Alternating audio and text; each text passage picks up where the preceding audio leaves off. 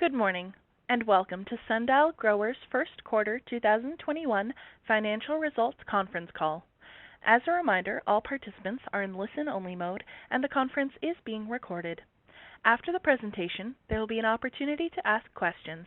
To join the question queue, you may press star, then 1 on your telephone keypad. Should you need assistance during the conference call, you may signal an operator by pressing star and 0. If you are participating online, you can submit a question using the Ask a Question tab on your screen. Yesterday afternoon, Sundial issued a press release announcing their financial results for the first quarter ended March 31st, 2021. This press release is available on the company's website at SNDLgroup.com and filed on EDGAR and SEDAR as well.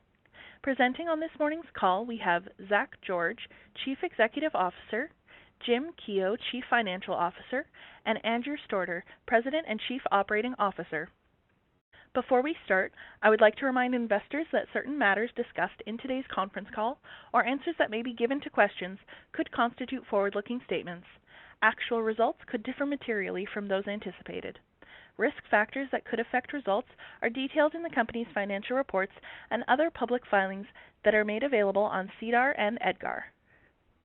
Additionally, all financial figures mentioned are in Canadian dollars unless otherwise indicated. I'd also like to note that we are conducting the call today from our respective remote locations. As such, there may be brief delays, crosstalk, or minor technical issues during this call. We thank you in advance for your patience and understanding. We will now make prepared remarks, and then we'll move on to the question and answer session. I would now like to turn the call over to Zach George. Good morning, everyone, and thank you for joining us on our first quarter 2021 earnings call. We are now more than a year into this global pandemic. Unfortunately, COVID-19 continues to significantly affect Canadians as a third wave is in full force. That said, we believe that there's a light at the end of the tunnel as vaccines are currently proliferating across the country and the world. Our top priority remains the health and safety of our employees. We remain committed to stringent procedures to ensure the protection of our employees and consumers while minimizing disruption to our operations. Despite the negative impact that store closures and orders to stay at home have had on retail sales, we are grateful to be designated as an essential service provider, which has enabled us to continue to operate and serve customers and consumers while so many small and medium-sized businesses have not had the same opportunity. We are pleased to announce Sundial's first ever quarter with positive results from adjusted Ebitda. This result reflects the continued efforts from our teams across the organization to build a platform targeting attractive capital deployment opportunities while we focus on the continued improvement of our cultivation practices in an immature and rapidly changing industry. Sundial continues to focus on operational improvements and capital deployment opportunities, both of which will enable Sundial to become a stronger and more diverse cannabis company. Since December, we have made a number of investments across the capital structure of public cannabis companies. And last week, we entered into an agreement to acquire all of the issued and outstanding common shares of Inner Spirit Holdings and the Spirit Leaf Retail Cannabis Network.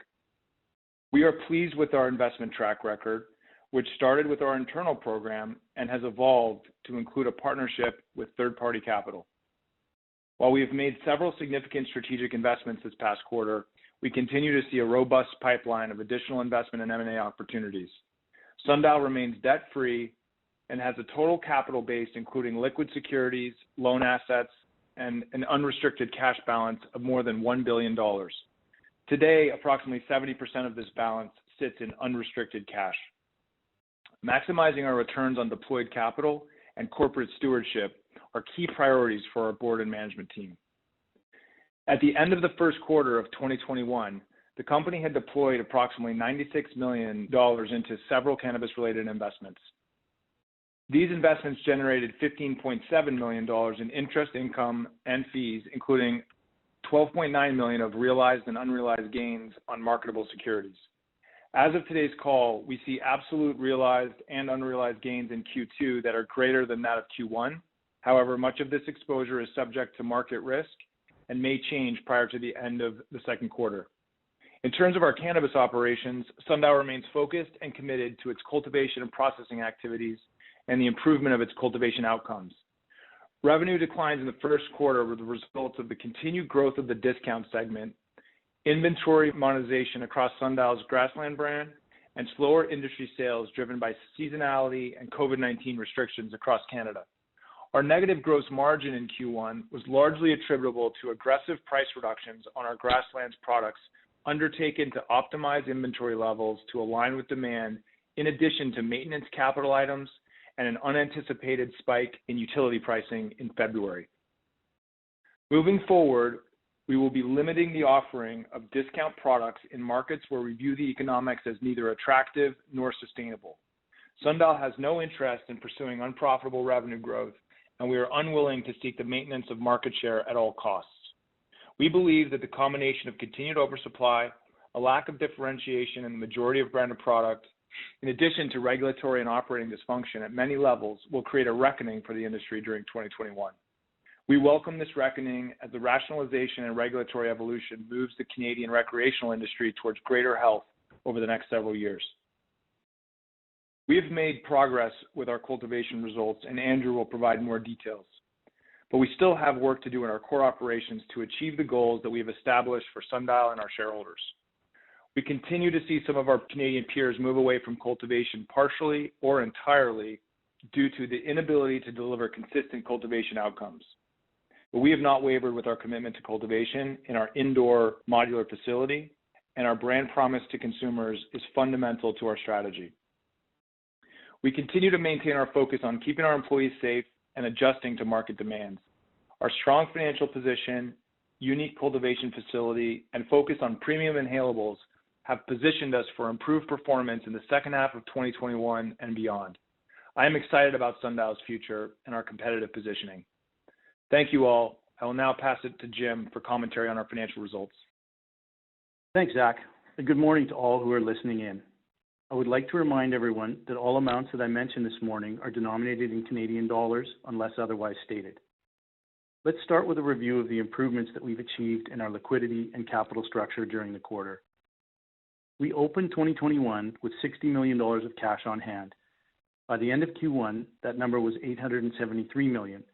And as of May 7, 2021, the company had an unrestricted cash balance of approximately $753 million, in addition to investments in marketable securities at market value of $327 million, for a total of $1.08 billion when combined.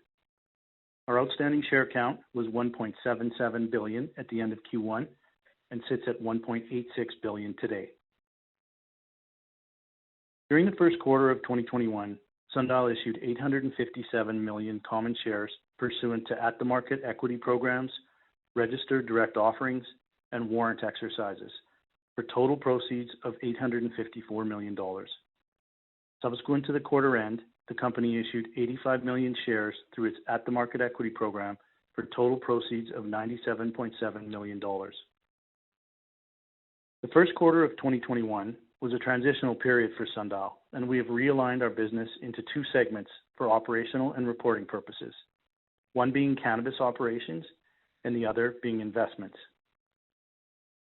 By the end of the first quarter of 2021, the company had deployed a portion of the capital raised into several cannabis-related investments totaling $96 million. During Q1, the company realized $2.8 million of interest and fee revenue from loans to third parties and $12.9 million in realized and unrealized gains from investments in marketable securities. This revenue has been classified as income from operations, reflecting the new segmentation of our operations and the intent to continue to deploy significant capital, targeting a portfolio of enhanced risk-return opportunities in the cannabis industry to provide exposure to attractive debt, equity, and hybrid instruments. Now, let me explain the net loss for the quarter in more detail. Net loss for the 3 months ended March 31, 2021 was $134.4 million compared to a net loss of $64.1 million in the previous quarter. Effectively, all of this net loss arose from $130 million of non-cash fair value adjustments that are required under IFRS reporting on the derivative warrants attached to the direct offerings that were issued during the quarter. There was no cash impact from the fair value changes resulting from these valuation adjustments. there will be no cash payment ever for the derivative warrants amount that is disclosed on our balance sheet. These two amounts will fluctuate each quarter with our share price until the warrants are exercised or expire. For clarity, management estimates that if this revaluation was done using market conditions as of May 10, 2021, the fair value of the outstanding derivative warrants, which are shown as a liability on our balance sheet, would decrease by approximately $34 million. There would be a non-cash gain on our income statement of the same amount. Sundial continued to strategically deploy its capital throughout the first quarter and subsequent to quarter end. To summarize our deployment of capital in our investment segment to date, Sundial invested $22 million in Indiva Limited, a Canadian producer of cannabis edibles. We entered into a strategic capital partnership with the SAF Group, focused on cannabis-related opportunities and investments in Canada and internationally. The first mandate of the joint venture is a special opportunity fund with an initial commitment of $188 million by Sundial, in addition to commitments from third-party limited partners. Sundial acquired just over 10% of the issued and outstanding common shares of the Valens Company, Inc. Valens is a research-driven, vertically integrated, end-to-end developer and manufacturer of innovative cannabinoid-based products. Sundial also announced that it entered into an arrangement agreement pursuant to which the company will acquire all of the issued and outstanding common shares of Inner Spirit Holdings and the Spirit Leaf Retail Cannabis Network for total consideration of approximately $131 million, including cash of approximately $102 million. Now, let's turn our focus to operating results, starting with adjusted Ebitda.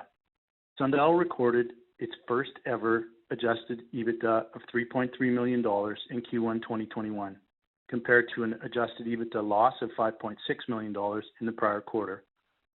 The significant increase was mainly due to realized investment gains and income from the company's strategic cannabis-related portfolio investments. As discussed, these will be a core part of Sundial's operations moving forward. In Q1, we've seen cash flow improvements due to investment revenue, as well as realignment and refinement of our cannabis operating model. In the first quarter, cash provided from operations was positive $2.3 million before changes in working capital, including the first quarter of investment revenue. In the previous quarter, the company used $12.2 million from operations. Net revenue from cannabis for the first quarter declined by 29% to $9.9 million from $13.9 million in the previous quarter. Sales were negatively impacted by provincial boards reducing inventory levels, retail market conditions, and continued price compression across the industry and Sundial's product portfolio. Average gross selling price per gram equivalent of branded products, net of provisions, was $3.15 per gram, compared to $4.14 per gram in the prior quarter, reflecting industry price compression and a consumer shift to value products. General and administrative expenses were about 9% higher at $7.1 million compared to $6.5 million for the previous quarter, reflecting legal and other fees related to the investment segment and the build-out of our direct sales team. In Q1 2021, sales and marketing expenses reflect spending discipline and seasonality at $950,000 compared to $2.3 million in the previous quarter. We have increased investment commitments in both our sales and marketing teams and have added key additional team members. Adjusted gross margin before inventory impairment and fair value adjustments was negative $1.6 million compared to $3.2 million for the previous quarter. This was despite our improvements from cost optimization initiatives, our focus on margin accretive strains and SKUs, and improved cultivation outcomes, due primarily to market price trends and to value price products. There is more work to be done to improve our margins from cannabis operations. Total capital expenditures in the first quarter of 2021 were not material, but we have budgeted $5.7 million in capital expenditures for full year 2021 related to processing automation, minor facility improvements, and maintenance capital. Now, I would like to invite Andrew Storter, President and COO of Sundial, to provide remarks related to cannabis operations. Thank you, Jim. As we continue to see volatility in the industry and continued price compression, Sundial's ability to deliver high-quality inhalables through our commitment to cultivation excellence will remain a key component of our strategy. The price dynamics of the discount segment are not sustainable for Sundial's portfolio and assets. Moving forward, we will focus on improving our margin through product mix and strategic revenue management while continuing to further simplify our supply chain and our portfolio of products. While there's still room for improvements in those areas, we have made progress over the course of the first quarter of 2021. Sundial's commitment to cultivation excellence has been developed around 3 pillars of focus: people, process, and plants. Now let me start with people. In quarter 1, we restructured our supply and operations teams at our Olds facility. We believe that a more streamlined organization will allow our teams to become more nimble and make more informed decisions given the dynamic nature of the industry. We have recently invested in cultivation leadership and will also be adding product engineer capability at our Olds facility to develop a more sustainable innovation launch program. We went from more than 100 SKUs at the beginning of 2020 to less than 40 SKUs at the beginning of this year. We launched 3 concentrate SKUs in the first quarter of 2021 under the Top Leaf and Grasslands brands. We signed a new partnership with Stigma Grow to develop additional hydrocarbon concentrate offerings under our Top Leaf brand.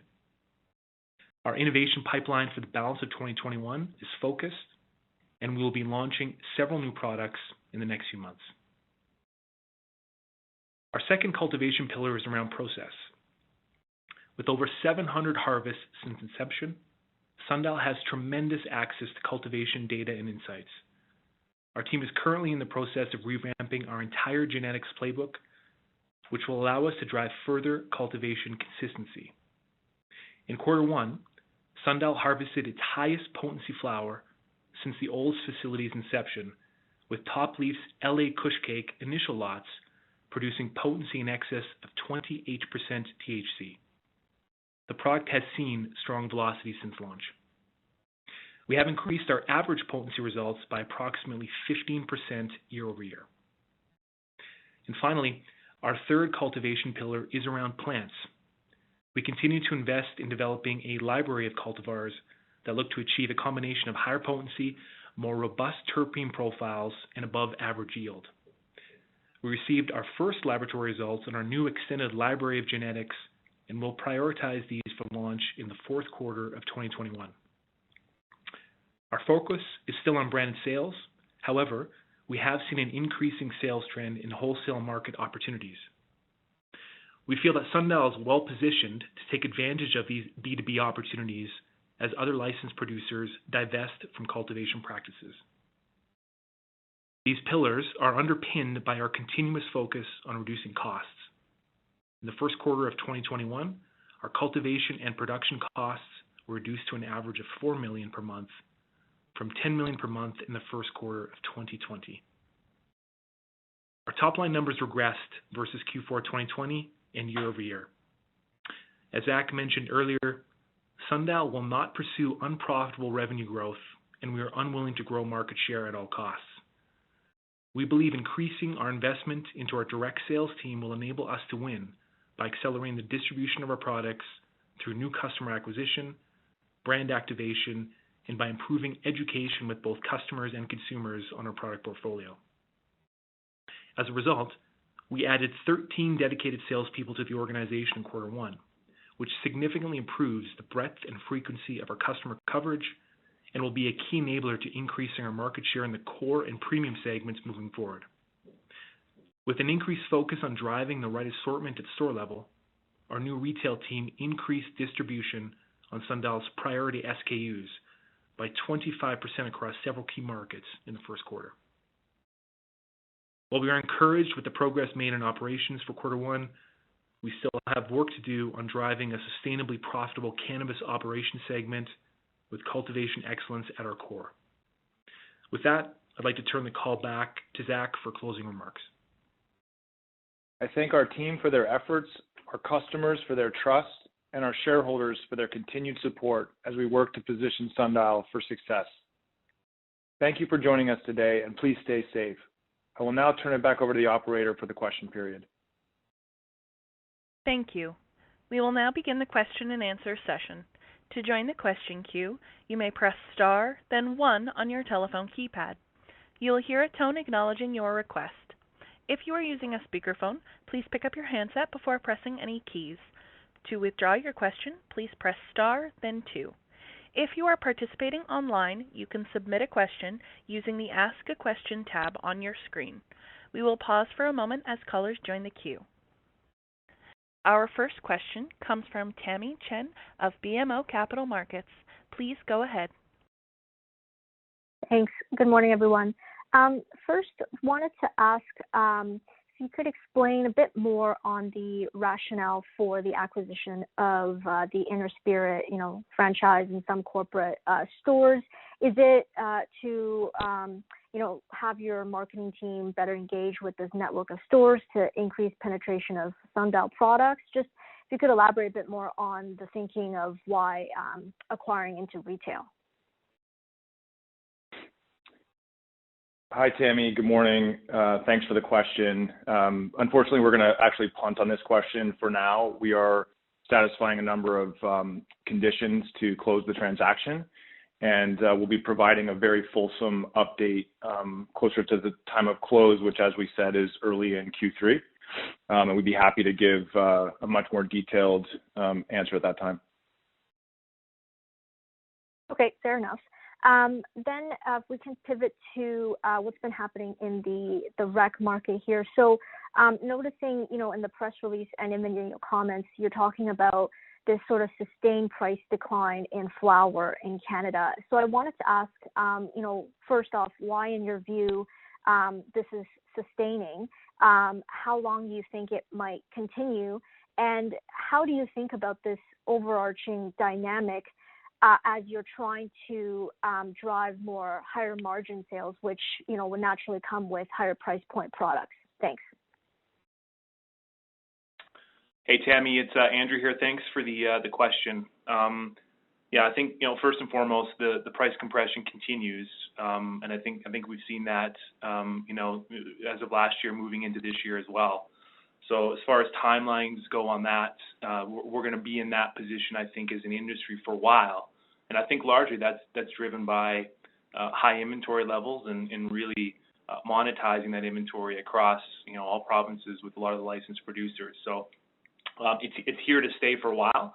But as you mentioned, we're pretty optimistic, given that this is a consumer product category, that we're going to see, the core and premium segments move in the right direction.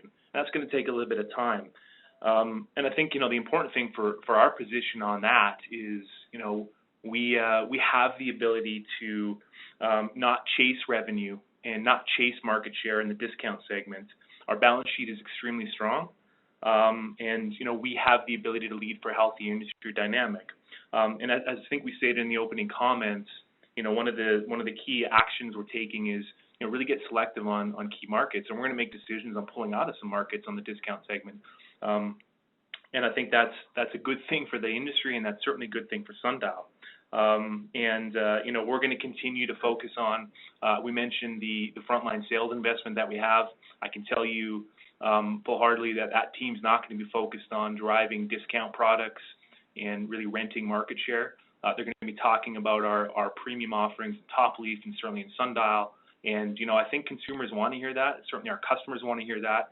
And that's really where we're focused on. So we're in this for a while longer, no question, but we're pretty optimistic that, the segment's going to move consistent with other more established categories in CPG. Got it. Thank you. Our next question comes from David Kideckel of ATB Capital Markets. Please go ahead. Well, hi, good morning. Congratulations on the quarter. Thanks for taking my questions. I want to go back a little bit to your strategy here, Zach and team, with acquisitions, taking a stake in companies. Now, not to mention the Inner Spirit Holdings acquisition specifically, but can you maybe help us understand, what is the overarching strategy here? We note that, you are in the process of acquiring Inner Spirit versus, taking a stake in other companies. I think you mentioned on your prepared remarks, the Balance Company. There's also Indiva. So what is the overarching strategy here? Is it a combination of both, or are there certain metrics you're looking for in certain companies to decide how to proceed, or just any commentary on the strategy there would be helpful. Thanks. Sure. Good morning, David, and thanks for the question. So, look, I think the strategy on capital deployment is very much in line with our commentary from last quarter. So we do see in Canada consolidation, on its way in a material manner, and we are looking at opportunities in the space from really two main perspectives. One, in terms of classic M&A, where we can consolidate or be a consolidator, take certain costs out of a structure and position ourselves well in the Canadian market. And then we also have the ability through our partnerships and what we've done off of our own balance sheet to look at asymmetric investment opportunities, which are really just that, where we see an attractive risk reward and typically the opportunity to earn modest equity-like returns, in many cases higher up in the capital structure. So when you look at some of the small stakes we've taken in the equity of certain businesses, the common theme that you'd see is really a differentiated model from our perspective.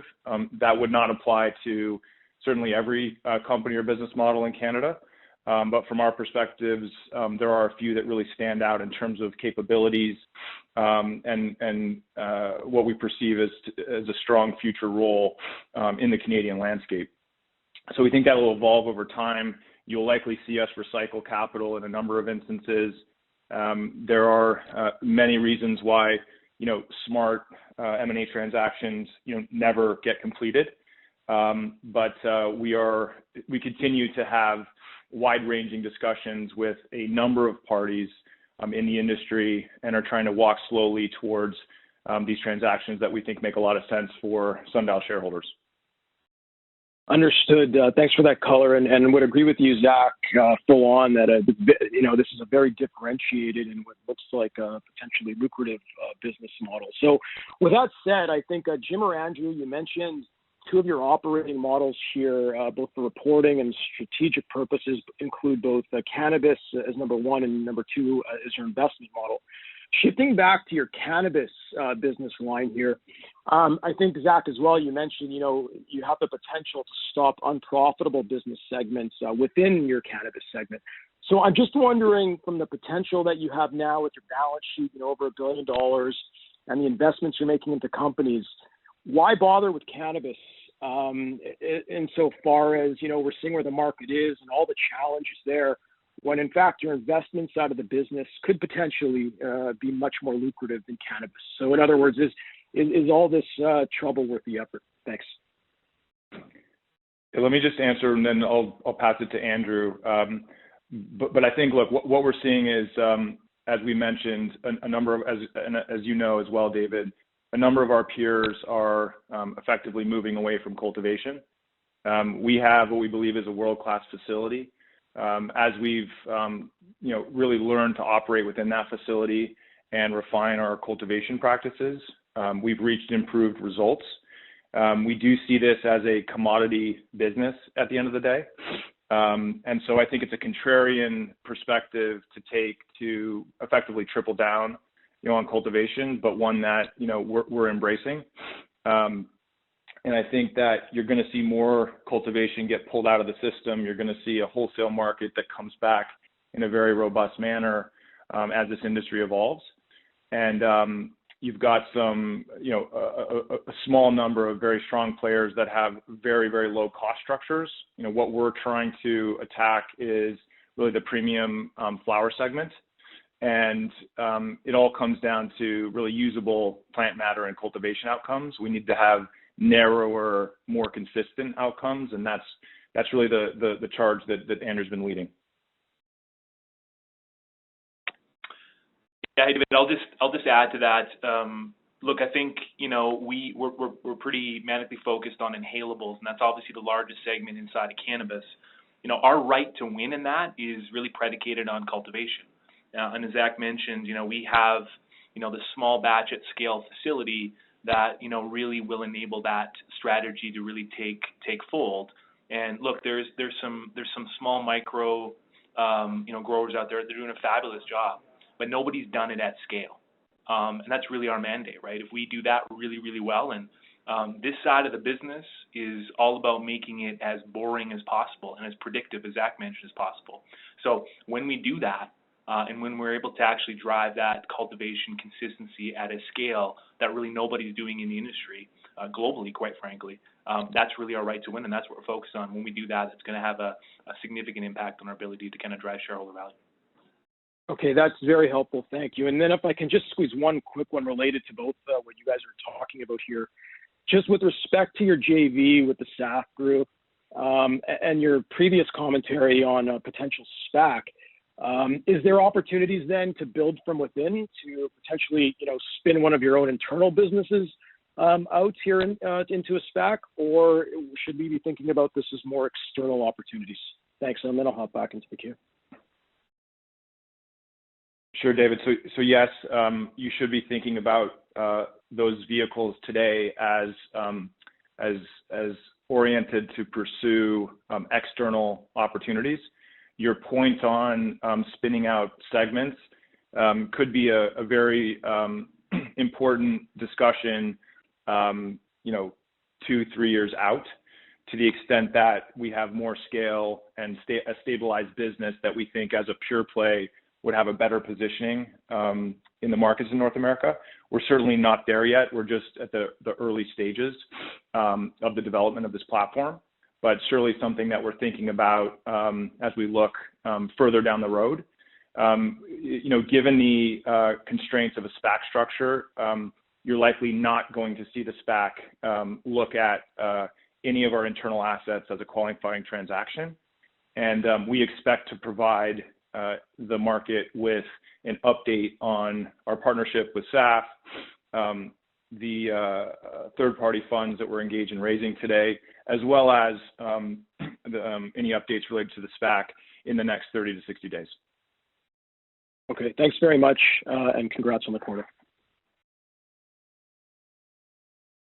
Our next question comes from Pablo Zuanic of Cantor Fitzgerald. Please go ahead. Thank you. Good morning. Two questions. One, regarding M&A as you describe it, can you talk about opportunities, if you're thinking about opportunities overseas or, say, in the U.S.? And related to that, I'm assuming that because of your U.S. listing, sole U.S. listing, you're more limited in terms of doing businesses or acquiring businesses in the U.S. And the second question is more on the operational side. I understand, you're going through a transition period. You have a war chest there with all that cash that was raised, but your reported sales to the provincial boards fell about 37% sequentially. Can you give some context around that number? What were the retail underlying trends? I suppose they were better than minus 37. And then, just elaborate in terms of what do you need to do better to improve that number, right? What I'm learning, and maybe I'm wrong, is that small companies, can do very well in the value end or the lower price points. Other companies can do very well in the high premium, but scale doesn't necessarily seem to be a recipe for success necessarily, right? So just talk about how you can improve the business relative to what was, the drop that you reported in the first quarter. Thank you. Sure. Let me let Andrew speak to revenue and the current market environment and steps we're taking to improve core operations. But on the first question regarding M&A, Pablo, you're correct to point out that our NASDAQ listing creates challenges for us to directly invest in plant-touching assets in the U.S. We think that opportunity set will evolve over time. And there's various ways that we can take advantage of opportunities in the U.S. as some of our peers have in a structured manner, or through entering for distribution or product mix that is not THC related. But that's an evolving scenario. We are getting presented with a lot of opportunities internationally. We have vehicles, we have capital to look at and take advantage of those opportunities. But I will say that we are very committed and focused to being successful in Canada and being a part of what we think will be a very healthy landscape when we emerge from the current dysfunction in the next 2 to 3 years.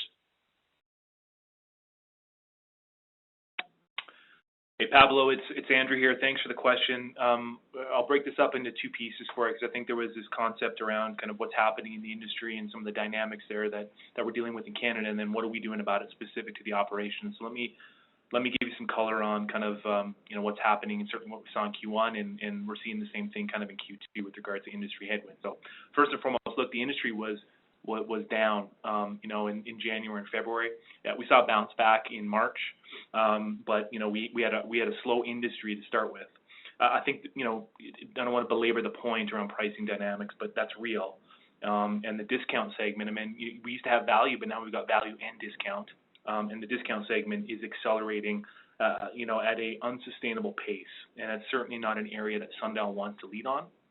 And I think third, we saw some provincial boards do what they needed to do with regards to, managing their inventory and reducing weeks of coverage, and that certainly impacted us in the first quarter, largely in Western Canada.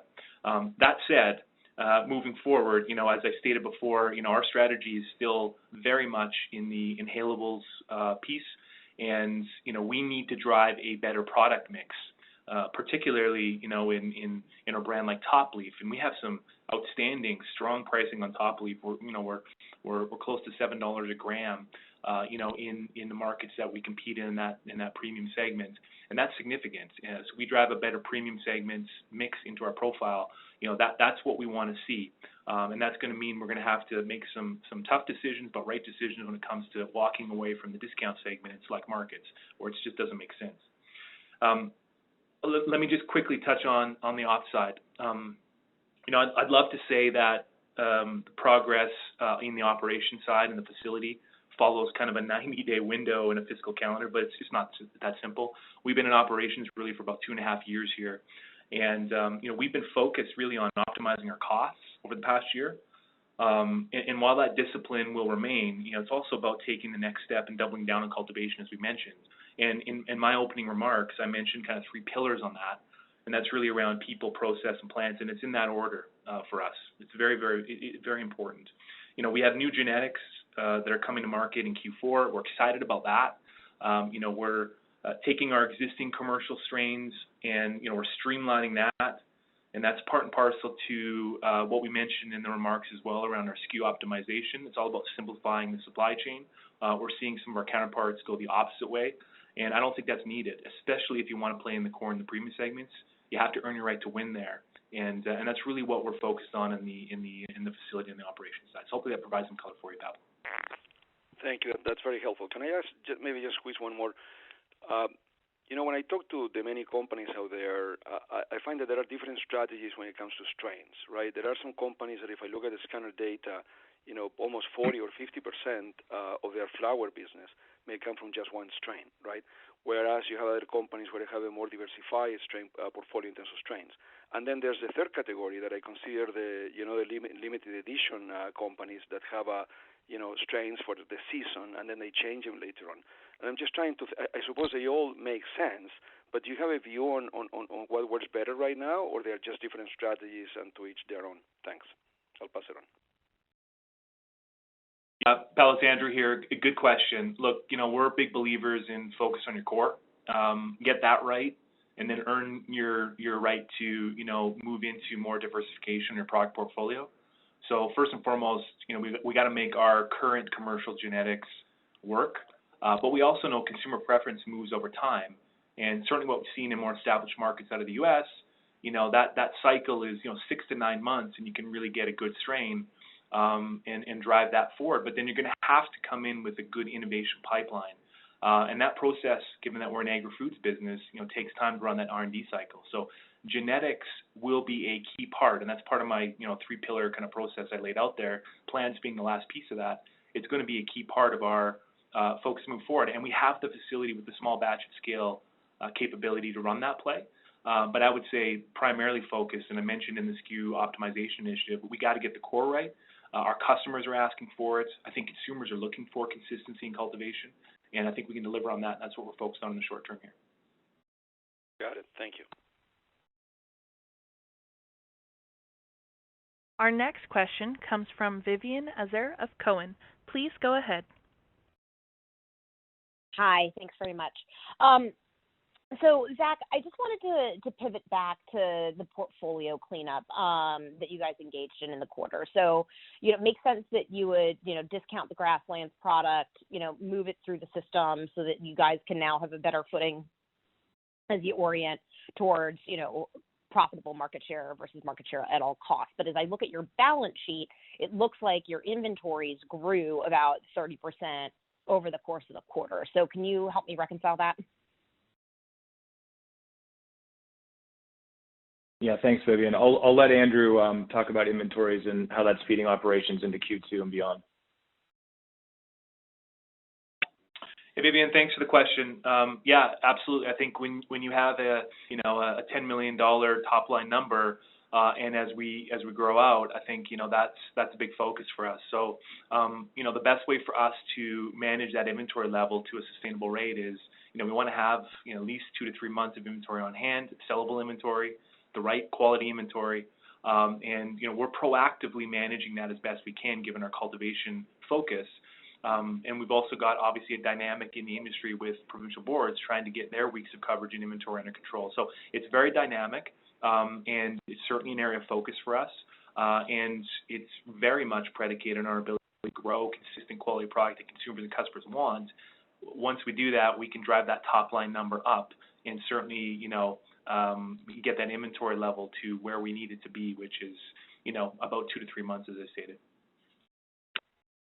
Got it. And then just to follow up on that then, Andrew, presumably the inventory that you guys have on hand is better quality. You guys talked about the improvements in potency year to date. So then how do we think about gross margin, go forward? Was the negative gross margin in the first quarter truly a one-off, and how do we think about recovering gross margin? Thanks. Yeah, thanks, Vivian. Good question.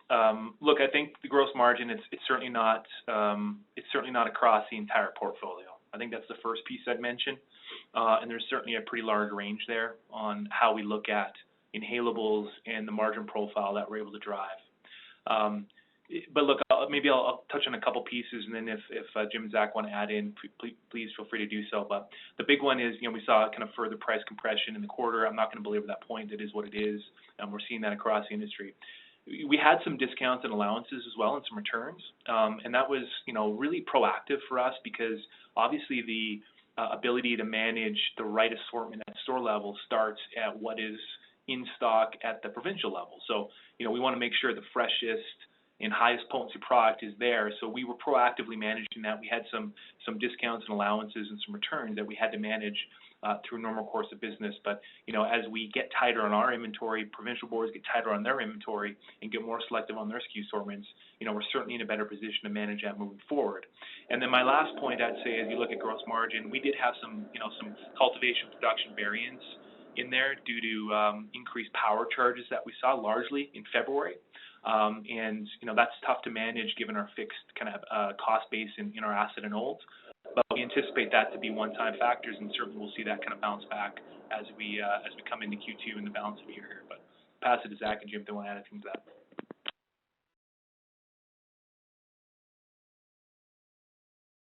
Yeah, just Vivian, the point on our utility costs is an important one. So we actually saw in the month of February our power prices effectively double.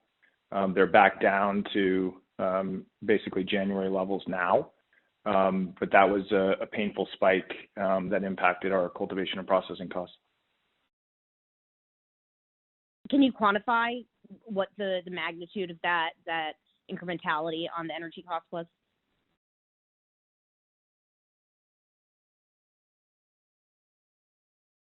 Yeah, it was approximately $300,000.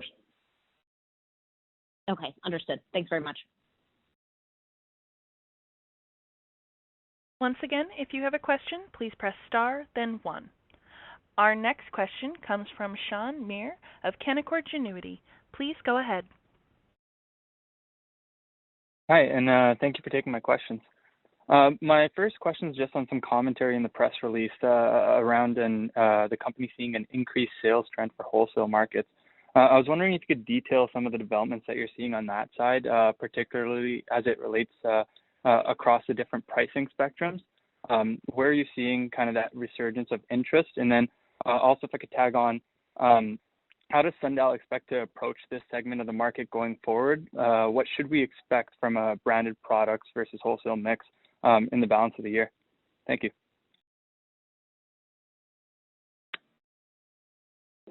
Hey, Sean, it's Andrew here. My apologies. That first piece of the question cut out for me. Would you mind just repeating that, and I'll take it from there?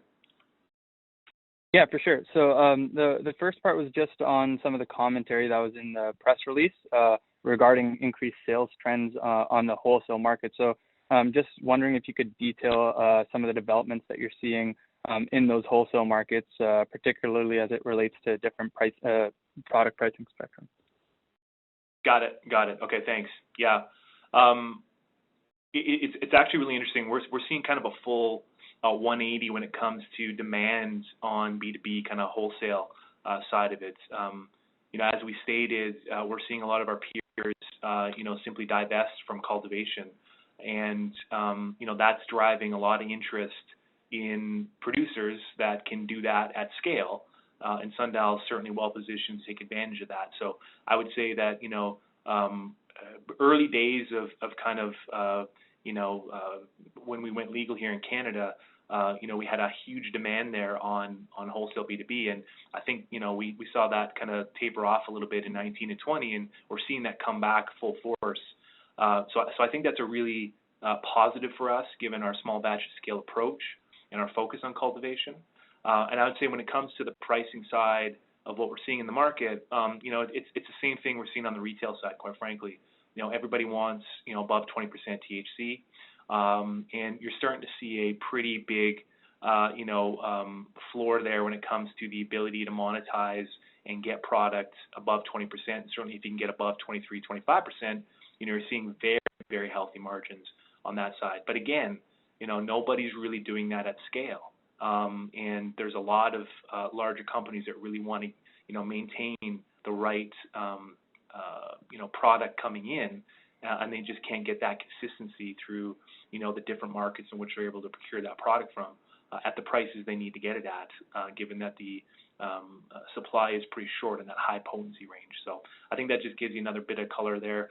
In regards to what does it mean for us, I think it was a core focus of our business early days. We made a pivot in 2020 to really about 80% branded, 20% wholesale. We're still focused on the branded side, but we're going to be advantageous as it makes sense for us and our business as we have more of these conversations and we look at, scaling appropriately with the right cultivars and the right partnerships on the wholesale side.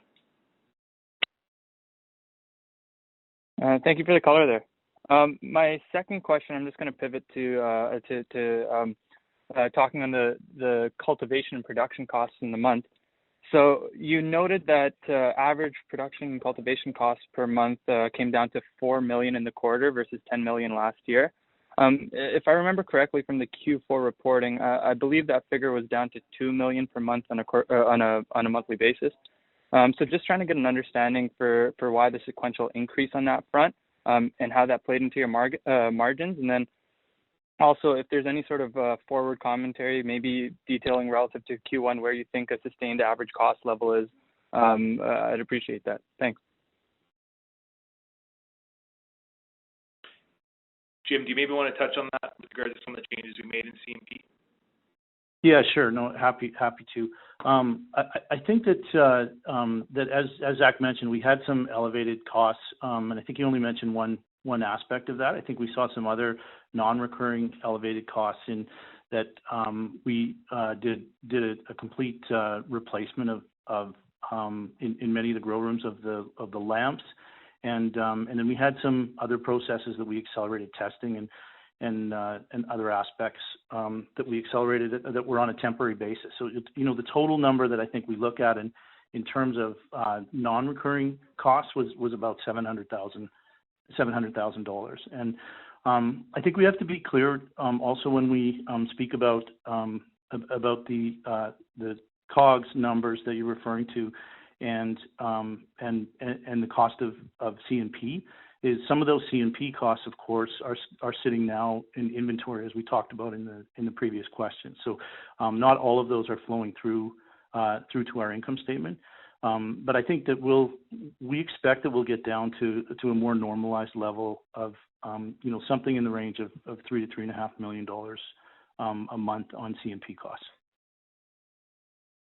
Thank you for the color, and that's it for my questions. This concludes the question and answer session. I would like to turn the conference back over to Zach George for any closing remarks. Thanks, operator, and thanks to everyone for joining our call today. We look forward to updating you in the coming months. Stay safe. This concludes today's conference call. You may disconnect your lines. Thank you for participating and have a pleasant day.